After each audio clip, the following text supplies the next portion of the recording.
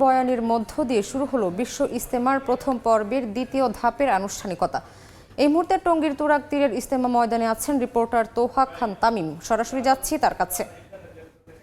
কিছুক্ষণ আগেও ছিল, এখন বেশ বলা যায় যে কুয়াশার চাদর মাড়িয়ে এখন সূর্যের যে দেখা সেটি মিলেছে এবং বেশ ঝলমলে একটি পরিবেশ লক্ষ্য করা যাচ্ছে। আমার পেছনে বিশাল যে প্যান্ডেল, সেই প্যান্ডেলে এখন বেশ ঝলমলে একটি শীতের সকাল এবং এই সকালের মধ্যেই নজমের জামাত যেই আলোচনা, সেই আলোচনা চলছে এবং সবাই কিন্তু মনোযোগ সহকারে সেই আলোচনা শুনছেন।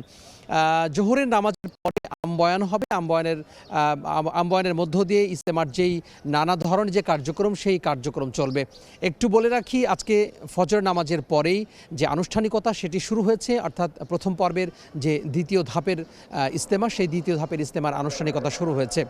এই আনুষ্ঠানিকতা চলবে আগামী বুধবার পর্যন্ত, অর্থাৎ আজ, কাল এবং আগামী বুধবার সকালবেলা আবারও আখিরি মোনাজাতের মাধ্যমে দ্বিতীয় ধাপের যে কার্যক্রম, সেই দ্বিতীয় ধাপের কার্যক্রমের ইতি ঘটবে, অর্থাৎ এবং প্রথম পর্ব শেষ হবে। এরপরে 8 দিন বিরতি দিয়ে আবারও দ্বিতীয় পর্ব অনুষ্ঠিত হবে ইজতেমার, সেটি হচ্ছে 14, 15 এবং 16 ফেব্রুয়ারি।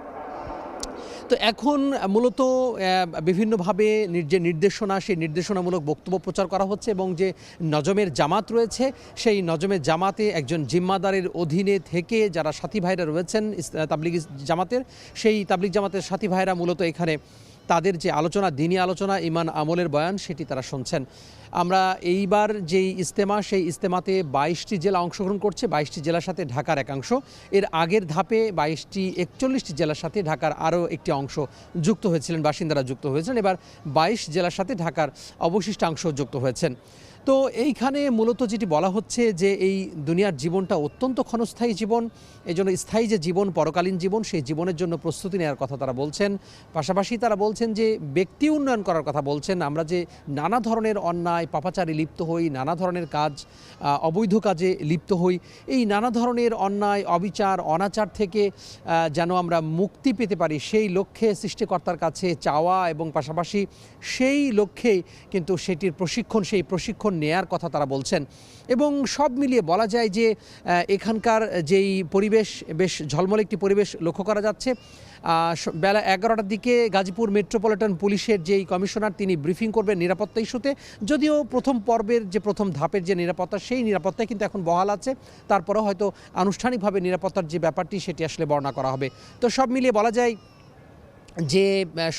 যায় যে এখন বিভিন্ন যে খিত্তাগুলো রয়েছে, সেই খিত্তাগুলোতে একজন জিম্মাদারের অধীনে বিভিন্ন বৈঠক চলছে। এই বৈঠকে ইমান আমল এবং কোরআন এবং হাদিস থেকে বর্ণনা করা হচ্ছে। আর কিছুক্ষণ পরে জোহরের নামাজ অনুষ্ঠিত হবে এবং নামাজের পরে আবারও আমবয়ান শুরু হবে। এই ছিল টঙ্গীর বিশ্ব ইজতেমা ময়দান থেকে আমার হাতে সবশেষ। সরাসরি যুক্ত ছিলাম টঙ্গীতে।